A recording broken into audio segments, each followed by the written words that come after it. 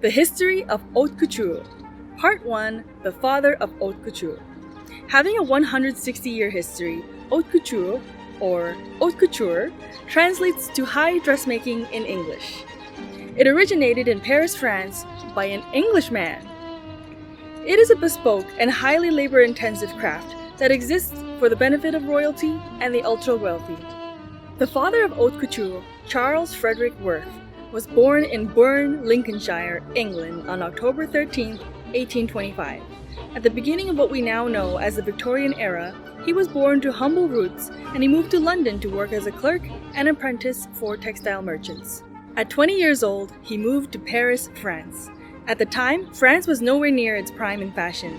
Ruled by King Louis-Philippe I, a revolution would soon break out, and by 1848, the first president of France, Napoleon III, was elected.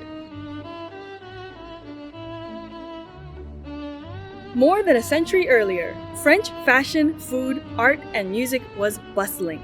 This was during the reign of Louis XIV, the Sun King, who moved the capital to Versailles. This was a tremendous time for artisans, as the upper class all over Europe would travel to France for the best quality dresses. Following his death, the styles of the time transitioned from the ornamental and austere Baroque era to the light-hearted and romantic Rococo era.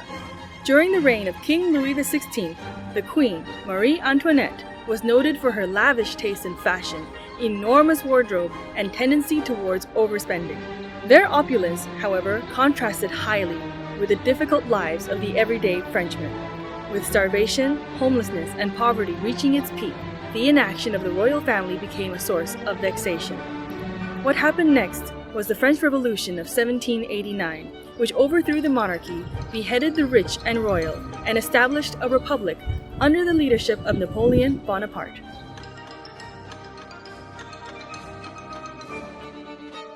Jumping back to 1851, Napoleon III became the Emperor of France after a coup d'etat and married his love, Doña Maria Eugenia Ignacia Augustina del Palafox y Kirkpatrick, the 17th Countess of Tiba, the 16th Marchioness of Ordales, or Eugenie de Montijo for short. Meanwhile, Charles Worth joined a prominent textile company, Gagelin, became the top salesman, and then opened a department for dressmaking, in which he excelled.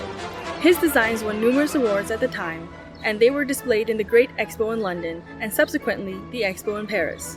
In 1858, he opened his own company, the House of Worth. Empress Eugenie was athletic, strong-willed, and highly involved in politics. She was a staunch admirer of Marie Antoinette, collecting her trinkets and portraits, and also bringing a revival of the heyday of pre-revolution France. Eugenie was known for rotating dresses multiple times a day, never repeating an outfit, and her preference for frills and excesses, such as in a large crinoline. She was known as the Queen of Fashion, rather derisively, but also widely imitated and admired by other women of high society around Europe. Eugenie's favorite couturier was Worth. The way it worked at the time was that he would create dresses and sometimes employ live models to wear his designs for his clientele. He would then specially make the chosen designs for his clients. His implementation of historical patterns and lavish trimmings suited the Empress Eugenie very well. His popularity had him mentioned in magazines and spread his name beyond high society. He also dressed the stars of the stage and theater of the time: Sarah Bernhardt, Lily Langtry, Nellie Melba, and Jenny Lind. His company eventually closed for good in 1952 when his great-grandson retired.